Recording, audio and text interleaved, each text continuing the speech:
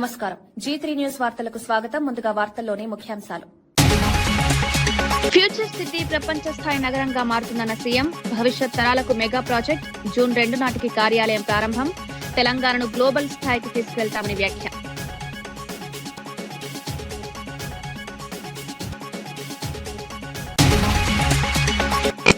YCP విమర్శలకు మంత్రి పార్థసారథి ఘాటు కౌంటర్. డేటా సెంటర్పై విమర్శలు అర్థం లేవన్న మంత్రి వ్యాఖ్య. రాష్ట్ర అభివృద్ధిని అడ్డుకునే ప్రయత్నాలు, పెట్టుబడులు రావడం రాష్ట్రానికి లాభమని వ్యాఖ్యలు.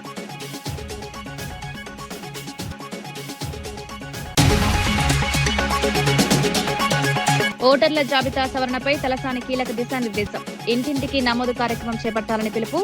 ఓట్లు తొలగించే అవకాశం ఉందని, అప్రమత్తం కావాలని సూచన. పార్టీ కార్యకర్తలు చురుగ్గా పనిచేయాలని సూచన.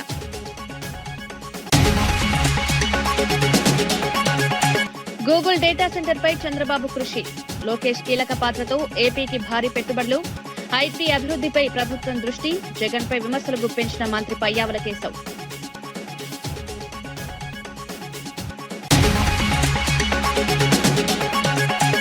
తిరుమల లడ్డూ అంశంపై పేణి నానిపై రవీంద్ర ఫైర్. లడ్డూ కల్తీ చేసిన వారే నీతులు చెప్తున్నారని విమర్శ. పరిశ్రమలు వెళ్లిపోవడంపై మాజీ ప్రభుత్వంపై ఆరోపణ. అభివృద్ధిని అడ్డుకున్న వారిపై మంత్రి రవీంద్ర ఫైర్. ముఖ్యమంత్రి రేవంత్ రెడ్డి ఫ్యూచర్ సిటీ ప్రాజెక్టుపై కీలక వ్యాఖ్యలు చేశారు. ఇది భవిష్యత్ తరాలకు ప్రపంచ స్థాయి నగరంగా మారుతుందన్నారు. ప్రజాప్రతినిధులు అభివృద్ధిలో భాగస్వామ్యం కావాలని పిలుపునిచ్చారు.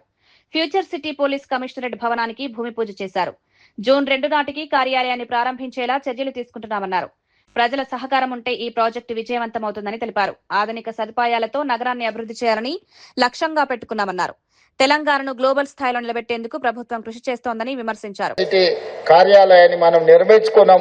తొందరలోనే అధికారులు ఆ ప్రారంభోత్సవ కార్యక్రమాన్ని కూడా మే నెలలో జూన్ 2 లోపలనే అది ప్రారంభించుకునే కార్యక్రమాన్ని మన అధికారులు వేగంగా పూర్తి చేస్తున్నారు. అదేవిధంగా మొన్న జరిగిన గ్లోబల్ సమ్మిట్ మీరందరూ చూసింది. ప్రపంచ దేశాల నుంచి దిగ్గజ సంస్థల్ని ఇక్కడికి రప్పించడమే కాకుండా 3 రోజులు అద్భుతంగా గ్లోబల్ సమ్మిట్ నిర్వహించడం ద్వారా పెట్టుబడులకు నమ్మకం, విశ్వాసంతో పాటు ఈ ప్రాంతం అనుకూలమైన ప్రాంతము. అంతర్జాతీయ ఎయిర్పోర్ట్ కు కూతవేటి దూరంలోనే ఈ భారత్ ఫ్యూచర్ సిటీ ఉన్నదని, ఎక్కడో అభివృద్ధి జరిగిన దగ్గర సమ్మిట్లు పెట్టుకోకుండా ఎక్కడైతే మనం అభివృద్ధి చేపట్టాలనుకుంటున్నామో, ఎక్కడైతే అభివృద్ధిని ప్రపంచానికి చూపించాలనుకుంటున్నామో అక్కడనే మన గ్లోబల్ సమ్మిట్ నిర్వహించినాం.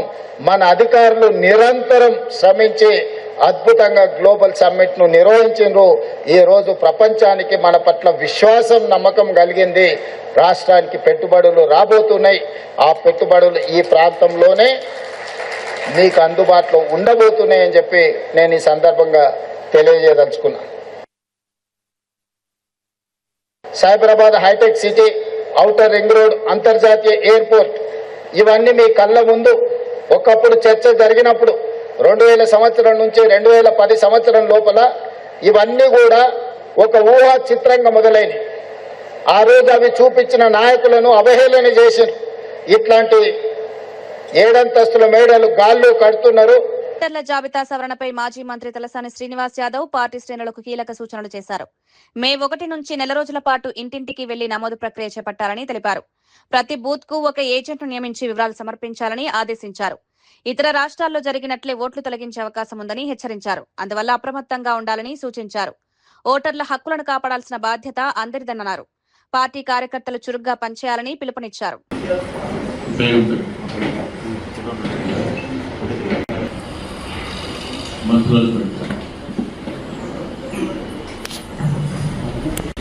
తీవ్రంగా ఉంది.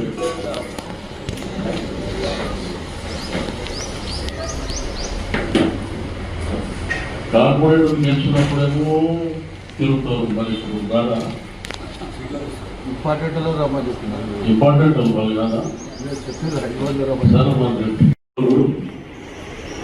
మెయిన్ ఏంటంటే ప్రతి బూత్ ఏ డివిజన్ వల్ల ఆ డివిజన్లో సాయంత్రం లోపల ఒక లిస్ట్ కావాలి.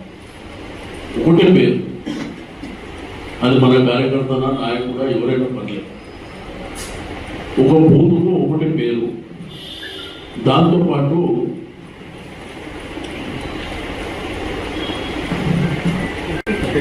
ఎఫిక్ నంబర్ అంటే వాళ్ళ ఫోటో ఐడెంటిటీ ఆధార్ కార్డు ఉంటుంది కదా, బూత్ ఏజెంట్ మనం ఇచ్చినప్పుడు వాళ్ళు అఫీషియల్గా ఇస్తారు. రెండోది ఏంటంటే అది సర్వర్గా డౌన్లోడ్ అవుతుంది, అది ఇస్తుంది, పేరు ఇస్తే రాదు. కాబట్టి మీరు ఒక బూత్కు 3-4 అవసరం లేదు. మనం వాళ్ళు ఎవరు, మన కార్యకర్త కావచ్చు, మన నాయకుడు కావచ్చు, వాళ్ళ పేరు ఇవ్వండి. దాంట్లో అలా ఆధార్ కార్డు, ఓటర్ ఐడి, ఆ ఓటర్ ఐడిది ఒక ఫోటో తీసి అది ఇస్తే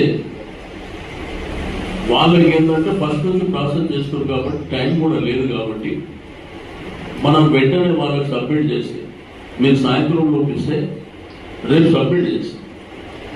ఆ సబ్మిట్ చేసిన తర్వాత ఏంటంటే కొంత మీరు కూడా మీ డివిజన్లో అన్నట్టు ఉండండి, వాళ్ళు వచ్చి సర్వీస్ చేస్తున్నారు. అయితే దాంట్లో ఇంట్లోకి కొన్ని పేర్లు తీసేసి మాట్లాడదామని తప్ప చెప్తున్నా. ఒకటి మే 1 30 కదా, 2 రోజులే. 1వ తారీఖు నుంచి మేము మొత్తం 1 నెల పాటు SIR స్పెషల్ రివిజన్ ఇంటెన్సివ్ అని చెప్పి వాళ్ళ ఇంటింటికి వెళ్ళి ఎన్రోల్మెంట్ అంటే ఓటర్ ఎన్రోల్మెంట్ ఎలక్షన్ కమిషన్ వాళ్ళు వచ్చి తీసుకుంటారు. అయితే దాంట్లో ఏంటంటే 2002 నుంచి తీసుకుంటారు. అంటే వాళ్ళు ఇప్పుడు జరుగుతున్నటువంటిది కాకుండా 2002లో ఎవరున్నారు మీ ఇంట్లోకి ఎవరు బయటకు వెళ్ళిపోయారు, ఒరిజినల్గా ఎవరు ఉంటున్నారు, కొంత కన్ఫ్యూజన్ చేయడానికి ఒక ప్రయత్నం జరుగుతుంది. దేశవ్యాప్తంగా కూడా ఈ ప్రాసెస్లో చాలా రాష్ట్రాలలో ఓట్లు తీసేస్తారు. ఇప్పుడు వెస్ట్ బెంగాల్లో 95 లక్షల ఓట్లు. నంద్యాల జిల్లాలో పెట్రోల్, డీజిల్ కొరత తీవ్ర సమస్యగా మారిందని మాజీ ఎమ్మెల్యే కాటసాని రామిరెడ్డి అన్నారు. బనగానపల్లెలోని నయారా పెట్రోల్ బంక్ ను స్వయంగా పరిశీలించి పరిస్థితిని వివరించారు. కొరత లేదని మంత్రులు, అధికారులు చెప్తున్నది వాస్తవానికి విరుద్ధమని మండిపడ్డారు. సీఎం సీరియస్ అయినా బంకుల్లో స్టాక్ లేక మూతపడుతున్నాయన్నారు. మంత్రులు విదేశాలకు వెళ్లి బాధ్యత మర్చిపోయారని విమర్శించారు. లోకేష్ కనిపించడం లేదని ఆరోపించారు. రైతులు పంటల పనులు చేసుకోలేక తీవ్ర ఇబ్బందులు పడుతున్నారన్నారు. ఇంధన కొరత కారణంగా వ్యవసాయ రంగం దెబ్బతింటోందన్నారు. వెంటనే సరఫరా మెరుగుపరచాలని డిమాండ్ చేశారు. బయట ప్రాంతాల నుంచి వచ్చిన వాళ్ళు అంటే ఈ ప్రాంతం కొంత టూరిస్ట్ ప్లేస్ కాబట్టి ఎక్కడెక్కడ నుంచో బయట ప్రాంతాల నుంచి కూడా వస్తూ ఉంటారు. మరి డీజిల్ లేక 2 రోజులు ఇక్కడే పడిగాపులు కాసి ఎక్కడో హోటళ్లలోనో లేకపోతే మరి లాడ్జీల్లోనో మరి అక్కడ టెంపుల్ యాగంటి టెంపుల్ దగ్గరనో మరి వాళ్ళు పరదాసుకునే పరిస్థితి. మరి ఎక్కడికి పోయినా ఇక్కడ ఇటు కర్నూలు పోయినా, ఇటు నంద్యాలకు పోయినా, ఇటు అనంతపురం పోయినా, ఎక్కడికి పోయినా ఏ పెట్రోల్ బంకుల్లో డీజిల్ లేదు. మంత్రులు విదేశ పర్యటనకి వెళ్ళిపోయినారు. మరి ముఖ్యంగా మరి అన్ని శాఖల మంత్రి నారా లోకేష్ గారు కనపడకుండా పోయినాడు. మరి ముఖ్యమంత్రి గారేమో ఆయన చేతులు ఎత్తేయడం జరిగింది. మరి ఈరోజు రాష్ట్రాన్ని అధోగత పాలు చేసి ఈరోజు ప్రజలకు అవసరమైనప్పుడు సపోర్ట్ గా ఉండకుండా వీళ్ళు కేవలం విజనరీ అని చెప్పుకుంటూ కాలయాపన చేస్తూ మొత్తం డబ్బంతా కూడా అమరావతికి ఆ యొక్క మంచినీళ్ళ లాగా ఖర్చు పెడుతూ ఈరోజు ప్రజలకు అవసరమైనప్పుడు ప్రజలకు సహాయపడకుండా, ఈరోజు రైతులకు సహాయపడకుండా ఈరోజు బజారును వేసే పరిస్థితి వస్తా ఉంది. ఇప్పటికైనా కూడా ఈ ప్రభుత్వం కన్ను తెరిచి నిద్రావస్థల నుంచి మేల్కొని ప్రజలను కాపాడాలా. ముఖ్యంగా రైతులకు చాలా వరకు ఇబ్బందులు ఎదుర్కొంటూ ఉన్నారు. ముఖ్యంగా ఈరోజు మినిస్టర్ గారు ఒక స్టేట్మెంట్ ఇచ్చినారు, మీరు ఎక్కడ కూడా క్యాన్లలో పట్టద్దు అని చెప్పి. మరి ఈ క్యాన్లలో పట్టకుంటే రైతులు ఏ విధంగా వ్యవసాయ ఉత్పత్తులు వాళ్ళు ఇంటికి చేర్చుకోవాలా, వాళ్ళ పంటలు ఏ విధంగా చేర్చుకోవాలా, ఏ విధంగా ఈ యొక్క ఏదైనా కూడా ఒక వరి కానీ మొక్కజొన్న కానీ అన్ని యంత్రాల ద్వారానే చేస్తా ఉన్నారు. మరి యంత్రాల ద్వారా మరి నడవాలంటే ఖచ్చితంగా ఆ క్యాన్లలో కూడా డీజిల్ పట్టాల్సిన అవసరం ఉంది. మరి దీనికి విరుద్ధంగా ప్రభుత్వం ఏదో విధంగా కుంటి సాకులు చెప్తూ ఈ యొక్క రైతులను ఇబ్బంది పెట్టే కార్యక్రమం చేస్తా ఉన్నారు. మరి ఇప్పటికైనా కూడా ఈ ప్రభుత్వం కళ్ళు తెరిచి మరి త్వరితగతిన ఎక్కడ కూడా డీజిల్ కొరత లేకుండా, పక్కన ఉన్న రాష్ట్రాలు ఉన్నాయి, అటు తమిళనాడు కానీ, ఇటు కర్ణాటక కానీ, ఇటు తెలంగాణ కానీ, ఎక్కడ ఏ రాష్ట్రంలో కూడా డీజిల్ కొరత లేదు. మరి ఈరోజు డబుల్ ఇంజన్ సర్కార్ అని చెప్పి చెప్తా ఉన్నారు. మరి డబుల్ ఇంజన్ సర్కార్ అయినప్పుడు మరి మీ ప్రభుత్వం కింద మాదే పైన మాదే అని చెప్తా ఉంటారు. మరి కూటమి ప్రభుత్వం అధికారంలో ఉంది. మరి పైన ప్రధానమంత్రి గారితోనూ సంబంధిత మంత్రితో కూడా మాట్లాడి మరి ఇక్కడ డీజిల్ కొరత కానీ పెట్రోల్ కొరత లేకుండా చేయవలసిన బాధ్యత తెలుగుదేశం పార్టీ ప్రభుత్వం మీద ఉంది. చంద్రబాబు నాయుడు గారు ప్రధానమంత్రి మోదీ గారితో మాట్లాడి ఖచ్చితంగా ఈ సమస్యను శాశ్వతంగా పరిష్కారం చేసే విధంగా చర్యలు తీసుకోవాలా. మరి లేని పరిస్థితుల్లో వైఎస్ఆర్ పార్టీ ఖచ్చితంగా ప్రజల తరఫున పోరాడి ఖచ్చితంగా రేపు ఇదే పరిస్థితి కనుక కొనసాగితే మేము వైఎస్ఆర్ పార్టీ రోడ్లెక్కి ఖచ్చితంగా ఈ యొక్క పోరాటం దీన్ని ఉధృతం చేస్తామని చెప్పి ఈ సందర్భంగా తెలియజేస్తాం. రాష్ట్రంలో పెట్రోల్ డీజిల్ కొరత వల్ల ప్రజలు తీవ్ర ఇబ్బందులు పడుతున్నారని ఎంపీ వైఎస్ అవినాష్ రెడ్డి తెలిపారు. జగన్ సూచనల మేరకు కేంద్రాన్ని కలిసి పరిస్థితిని వివరించామన్నారు. డీజిల్ సరఫరాపై ఏపీ సివిల్ సప్లై కమిషన్ చట్టవిరుద్ధ ఆదేశాలిచ్చారని ఆరోపించారు. ఈ నిర్ణయాల వల్ల ఇంధన కొరత పెరిగిందన్నారు. రైతులు, కార్మికులు దైనందిన పనులు ప్రభుత్వ సమస్యను తేలికగా తీసుకుంటోందని విమర్శించారు. వెంటనే చర్యలు తీసుకుని సరఫరా పునరుద్ధరించాలని డిమాండ్ చేశారు. వీళ్ళు వాళ్ళను తేడా లేకుండా అన్ని వర్గాల ప్రజలు కూడా ఈ డీజిల్ పెట్రోల్ క్రైసిస్ వలన గడిచిన కొన్ని రోజులుగా తీవ్రంగా ఇబ్బంది పడుతూ ఉన్నారు. మరి మా నాయకుడు జగన్మోహన్ రెడ్డి గారి ఆదేశానుసారం ఇవాళ ఢిల్లీలో కేంద్ర ప్రభుత్వానికి సంబంధించిన petroleum and natural gas secretary Neeraj Mittal గారిని కలవడం జరిగింది. కలిసి ఆంధ్రప్రదేశ్ రాష్ట్రంలో ఎందుకు డిమాండ్కు సప్లైకి మధ్య ఇంత గ్యాప్ ఎందుకుంది, ఎందుకు మా ఒక్క రాష్ట్రంలోనే పెట్రోల్ క్రైసిస్, డీజిల్ క్రైసిస్ ఇంత తీవ్రంగా ఉంది అని చెప్పి ఆయనను అడగడం జరిగింది.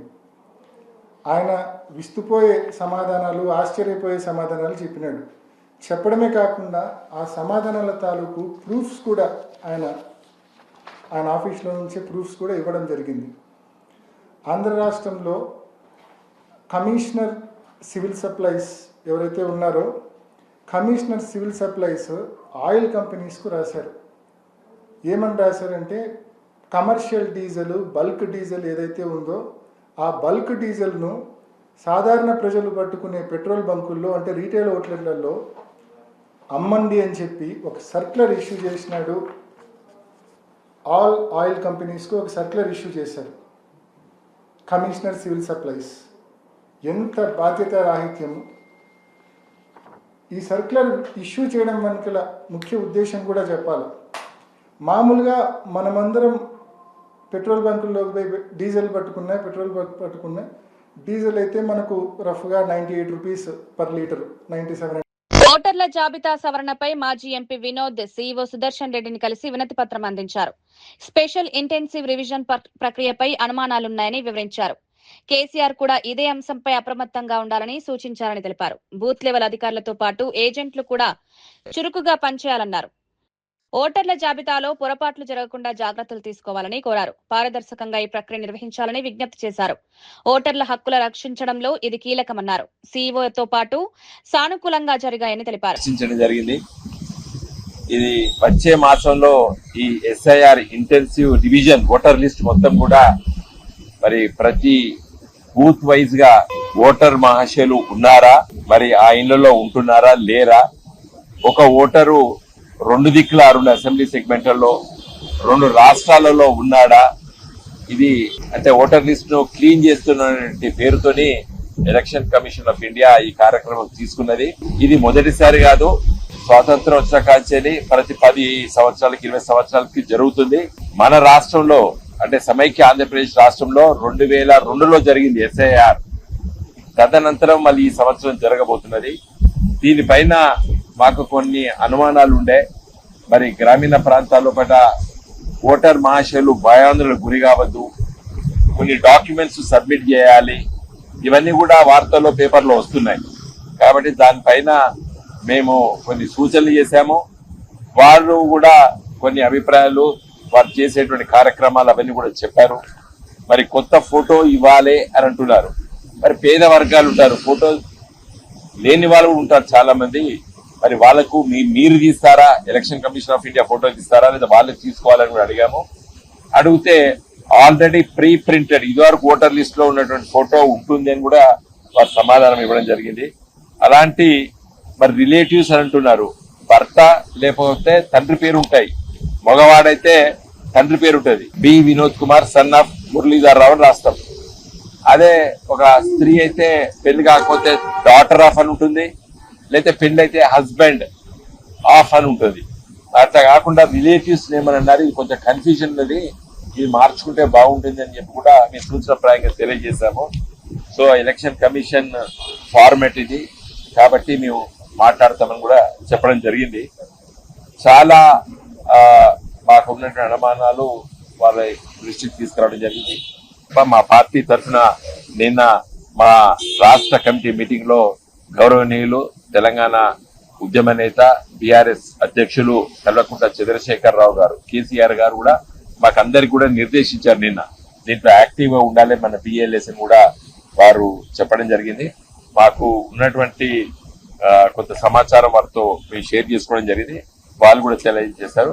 నా దృష్టిలో ఈ రివిజన్, స్పెషల్ ఇంటెన్సివ్ రివిజన్ ఇప్పుడు జనగణ అంటే ఎలక్ట్రల్ రోల్స్ కాకుండా మన సెన్సస్, పాపులేషన్ సెన్సస్ మేలో ఉంటుంది కాబట్టి జూన్ మాసంలో బహుశా ఎస్ఐఆర్ స్టార్ట్ కావచ్చు అని చెప్పి కూడా చెప్పారు. ఇంక election commission of India dates announce చేయలేదు, బహుశా జూన్ లో ఉంటుందని చెప్పి వారు తెలియజేశారు. Congress MLA NM Srinivas Reddy BRS అధినేత కేసీఆర్ పై తీవ్ర విమర్శలు చేశారు.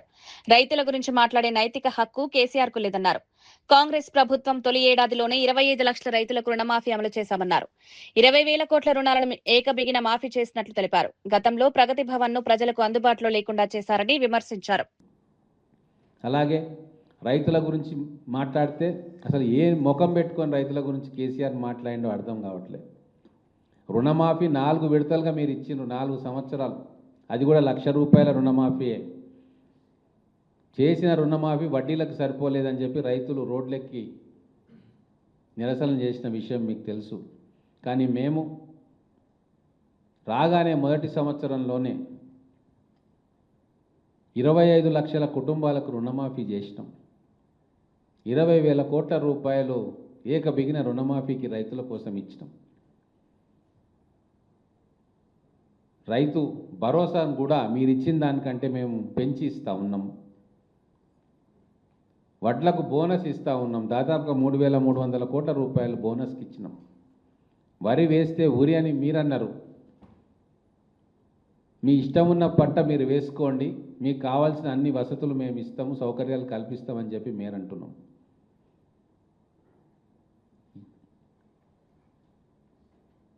అలాగే స్వేచ్ఛ, మీ 9.5 సంవత్సరాల్లో ఎంతమంది మీద అక్రమ కేసులు పెట్టిండ్రు. ప్రజాస్వామ్య వ్యవస్థని ఉక్కు పాదాల కింద నలిపే ప్రయత్నం చేసిండ్రు. ప్రగతి భవన్ గడిలకు ఇనుప కంచెలు వేసిండ్రు ఎవరు లోపలికి రాకుండా. ముఖ్యమంత్రిగా మీరు ఎవరికి అందుబాటులో లేకుండే మంత్రులు కూడా బయటికి పర్మిషన్ లేకుంటే గేటు బయట నుంచే బయటికి పంపించిన ఘనమైన చరిత్ర మీది. బీఆర్ఎస్ నేత హరీష్ రావు వ్యాఖ్యలపై ఎమ్మెల్సీ అద్దంకి దయాకర్ స్పందించారు. నిఘా, సీసీ కెమెరాలపై మాట్లాడడం అర్థం లేదన్నారు. తప్పు చేసినా వదిలేయాలా అని ప్రశ్నించారు. చట్టం ముందు అందరూ సమానమని స్పష్టం చేశారు. మళ్లీ అధికారంలోకి వస్తామన్న హరీష్ వ్యాఖ్యలు నిజం కావన్నారు. ప్రజలు ఇప్పటికే బీఆర్ఎస్ ను తిరస్కరించారని, ప్రభుత్వం పారదర్శకంగా పనిచేస్తోందని తెలిపారు. చట్టాన్ని అమలు చేయడంలో ఎలాంటి రాజీ ఉండదన్నారు. ఈ వ్యాఖ్యలు రాజకీయంగా చర్చకు దారితీశాయి. సీసీ కెమెరా మీద నిఘా పెడుతున్నారు, మరి దొంగతనాలు ఎందుకు చేస్తున్నారు? దొంగతనం చేస్తే కూడా నిన్ను, మీ మామను, మీ బామ్మని వదిలేయాలన్నా? ఇట్లా వదిలేసినందుకే కదా తెలంగాణ తెగదోచుకున్నది. ఇంకా పొడింగి మాటలన్నీ మాట్లాడుతూ ఉంటారు. ఏందో ఈయన అధికారం ఇప్పుడు పోయి గిట్ల వస్తున్నట్టు. నీ ముఖం, మీకు అధికారం కల్లా ఎవడు చెప్తుండో మీకు మరి పిచ్చోడు. మీకు మళ్ళా వస్తుంది సార్ తెలుస్తలే, మీ మరదలు పెట్టిన షాక్ అర్థం కావట్లేదా? ఇంకా ఇలా అధికారం వస్తుందని మిషతోని అధికారులను బెదిరించే ప్రయత్నం చేస్తే ఏంటి నువ్వు చేసేది? ఏంటి ఇలా మీ పార్టీ, మీకు నాయకుడు లేని పార్టీ, నాయకుడు లేకున్నా కూడా అధికారంలోకి వస్తుందంటే తెలంగాణ ప్రజలంతా పిచ్చి భ్రమల్లో ఉన్నారా? ఇంకా దోచుకున్నది చాలదా? ఇంకా తెలంగాణను తెగదోచుకోవడానికి మీరు ప్రయత్నాలు చేస్తున్నారా? మంత్రి కొల్లు రవీంద్ర తిరుమల లడ్డు అంశంపై పేర్ని నానిపై తీవ్ర విమర్శలు చేశారు. లడ్డూ కల్తీ చేసిన వారే ఇప్పుడు నీతులు చెప్తున్నారని మండిపడ్డారు. గత ప్రభుత్వ హయాంలో సుమారు 800 పరిశ్రమలు రాష్ట్రాన్ని విడిచిపోయాయని ఆరోపించారు. మచిలీపట్నం పోర్టు తరలింపుపై పేర్ని నాని సంతకం చేశారా లేదా అన్న ప్రశ్నలు లేవనెత్తారు. అభివృద్ధిని అడ్డుకున్న వారే ఇప్పుడు విమర్శలు చేస్తున్నారన్నారు. రాష్ట్రానికి పెట్టుబడులు రాకుండా చేసిన వారిపై ప్రజలు అవగాహన కలిగి ఉన్నారని చెప్పారు. ప్రభుత్వం పరిశ్రమల అభివృద్ధికి కట్టుబడి ఉందన్నారు. 20 కోట్ల లడ్డూలు కల్తీ చేసిన వాళ్ళు నీతి కబుర్లు చెప్తున్నారు. ఇక్కడికి వచ్చి ఈ రాష్ట్రంలో పరిశ్రమలు వెళ్ళగొట్టింది మీరు. దాదాపు 800 పరిశ్రమలు ఈ రాష్ట్రం నుంచి వెళ్ళిపోయినాయి, తరలిపోయినాయి. సాక్షాత్తు లూలు సంస్థ అధినేత యూసుఫ్ అలీ గారు ఎవరు కూడా ఆంధ్ర రాష్ట్రానికి వెళ్ళొద్దు అని పబ్లిక్ స్టేట్మెంట్ ఇచ్చారు. మచిలీపట్నం పోర్టు తీసుకెళ్లి గోగులేరు దగ్గర కట్టడానికి సాక్షాత్తు పేర్ని నాని గారు సంతకం పెట్టాడు. నాకు ఎటువంటి అబ్జెక్షన్ లేదని చెప్పి సంతకం పెట్టింది వాస్తవం కాదా? పోర్టు తీసుకురాకపోతే బందర్ కోనేరు సెంటర్లో మోకాళ్ళ దండేసి ముక్కు నేలకు రాసి రాజకీయ సన్యాసం చేస్తానని చెప్పారు. ఇవన్నీ ప్రజలు మర్చిపోతారు అనుకున్నారా? వైసీపీ నేతల విమర్శలకు మంత్రి కొలుసు పార్థసారథి ఘాటుగా స్పందించారు. గూగుల్ డేటా సెంటర్ శంకుస్థాపన జరుగుతుంటే చూడలేక ప్రభుత్వంపై విమర్శలు చేస్తున్నారన్నారు. రాష్ట్రానికి పరిశ్రమలు వస్తున్నాయని స్పష్టం చేశారు. అభివృద్ధిని అడ్డుకునే ప్రయత్నాలు జరుగుతున్నాయని విమర్శించారు. ప్రజలు నిజాన్ని గమనిస్తున్నారని, పెట్టుబడులు రావడం రాష్ట్రానికి లాభదాయకమని చెప్పారు. ప్రభుత్వం పారదర్శకంగా పనిచేస్తోందని పేర్కొన్నారు. ప్రతిపక్షాలు రాజకీయ లాభం కోసం ఆరోపణలు చేస్తున్నాయన్నారు. ఒక ప్రముఖమైన సంస్థ, ఇంటర్నేషనల్ గా పేరు పొందిన వెల్ రెప్యూటెడ్ కంపెనీస్ శంకుస్థాపన చేస్తా ఉంటే, వాళ్ళు యాక్టివిటీస్ స్టార్ట్ చేస్తా ఉంటే చూడలేక ప్రభుత్వం మీద ఒక నెగిటివ్ ఇమేజ్ ని క్రియేట్ చేస్తానికి తమ శాయశక్తులా ప్రయత్నం చేస్తున్నారని ఈరోజు అర్థమవుతుందని చెప్పేసి మనం చేస్తా ఉన్నాను. సజ్జల రామకృష్ణారెడ్డి గారు చెప్తారు పరిశ్రమలు ఏం తీసుకొస్తారని చెప్పేసి.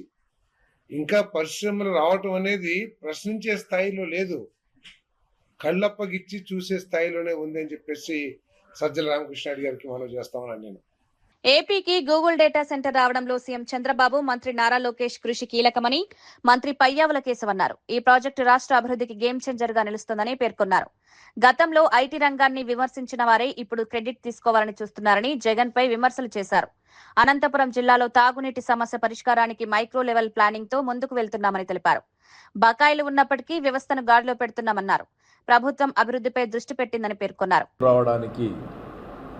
చేసినటువంటి కృషి చేసినటువంటి గౌరవ ముఖ్యమంత్రి శ్రీ నారా చంద్రబాబు నాయుడు గారికి, ఐటీ మినిస్టర్ నారా లోకేష్ గారికి ఈ జిల్లా తరఫున, రాష్ట్రం తరఫున ప్రత్యేకంగా శుభాభినందనలు తెలియజేస్తున్నాం. ఇదొక హిస్టారికల్ ఈవెంట్. ఈరోజు ఒక మామూలు భూమి పూజలాగా చాలామంది కనపడవచ్చు. ఆ రోజున ఒక ఇన్ఫర్మేషన్ టెక్నాలజీ ఎట్లా అయితే పిల్లల జీవితాలకు ఒక ఆశను కల్పించి ప్రపంచవ్యాప్తంగా తెలుగు జాతి వెళ్ళగలిగేటువంటి స్థాయిని క్రియేట్ చేసిందో, చిన్న ఇన్ఫర్మేషన్ టెక్నాలజీ టవర్ ఆ రోజు కట్టింది. మార్పుకి బొడ్రాయి లాగా తయారైంది హైదరాబాద్లోని హైటెక్ సిటీ. హైదరాబాద్కు కరెక్ట్గా చెప్పాలంటే హైదరాబాద్కు బొడ్రాయి అనేటువంటిది హైటెక్ సిటీనే.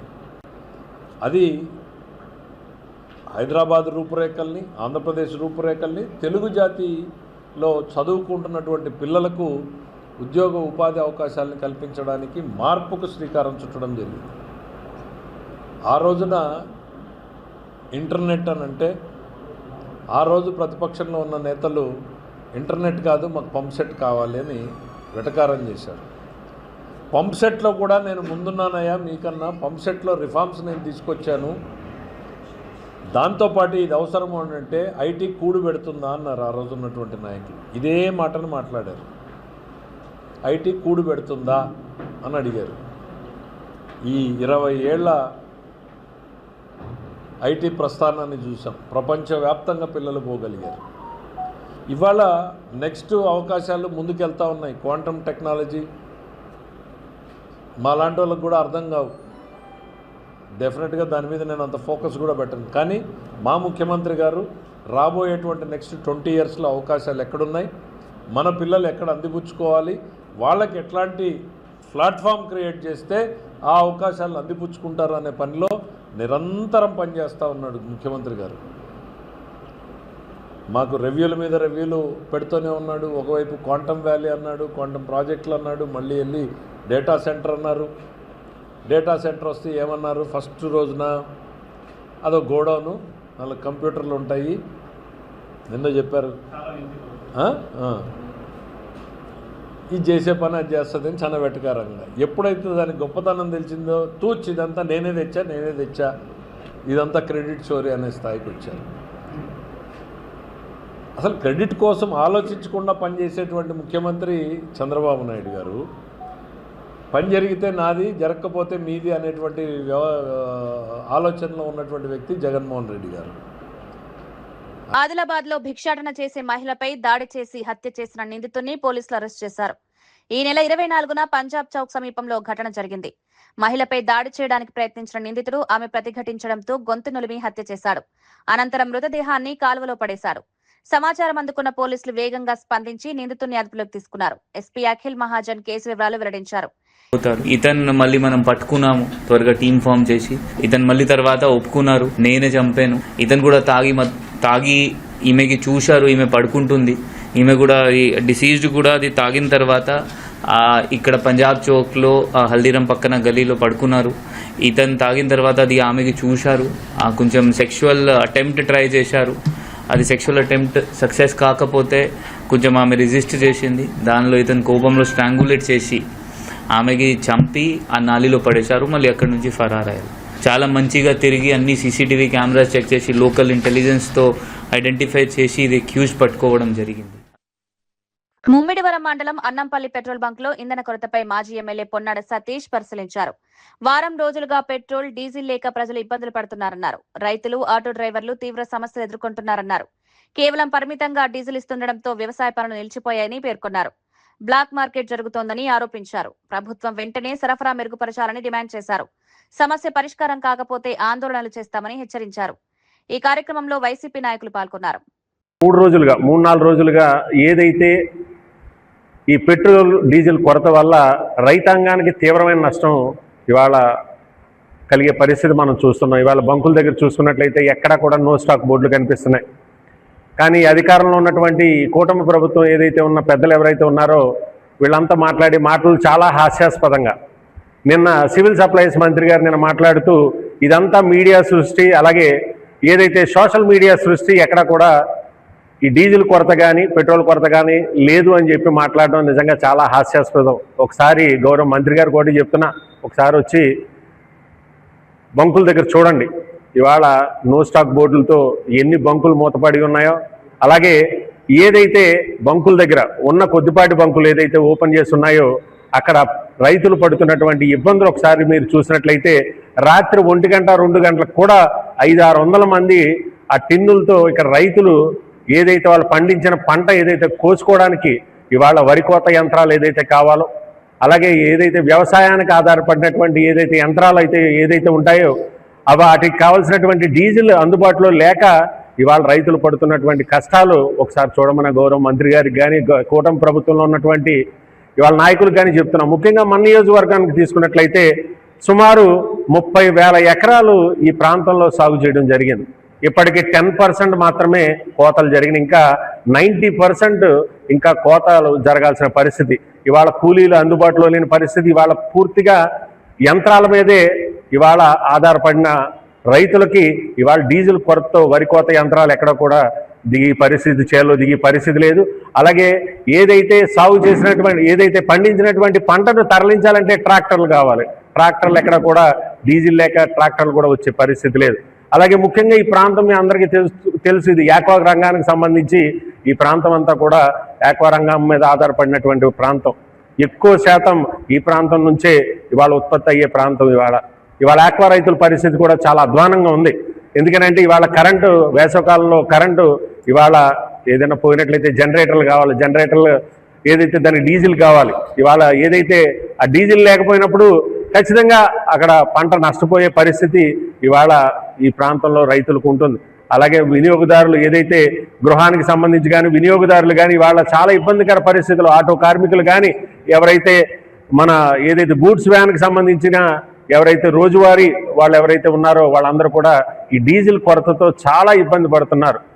కూటమి ప్రభుత్వ నాయకులు ఒకటే చెప్తున్నా, మీరు ఏదైతే ఈ దేశంలో ఈ రాష్ట్రంలో ఉన్న ఇబ్బందిని కాదని మీరు విదేశాలకు పంపించి మీ మంత్రుల్ని అక్కడ ఏదో సింగపూర్ పంపించి సింగపూర్లో వ్యవసాయానికి సంబంధించి అక్కడ టెక్నాలజీని నేర్చుకోమని చెప్పి పంపిస్తున్నారు. మీరు ముందు మన ప్రాంతాన్ని చూడండి. మనకేదైతే మన రాష్ట్రంలో రైతులు పడుతున్నటువంటి ఇబ్బందిని మీరు అర్థం చేసుకోండి. కూటమి ప్రభుత్వానికి ఒకటి చెప్తున్నాం, ఇవాళ మన పక్క రాష్ట్రాల్లో లేనటువంటి ఇబ్బంది మనకెందుకు వచ్చిందో ఒకసారి ఆలోచన చేయండి. విజనరీ నాయకులు ఉన్నామని చెప్పి విజన్ అని చెప్పి ఇవాళ మాట్లాడే మన గౌరవ ముఖ్యమంత్రి గారు కూడా మీకు ఒకటే చెప్తున్నా, మన పక్క రాష్ట్రం నిన్ననే నేను ఒరిస్సా వెళ్ళాను. ఒరిస్సాలో ఎక్కడ ఈ కొరత లేదు, అలాగే తమిళనాడులో లేదు, కర్ణాటకలో లేదు, ఈ చుట్టుపక్కల ప్రాంతం. ఇవి ఈనాటి వార్తా విశేషాలు. మరో బులెటిన్లో మళ్ళీ కలుద్దాం. నమస్కారం.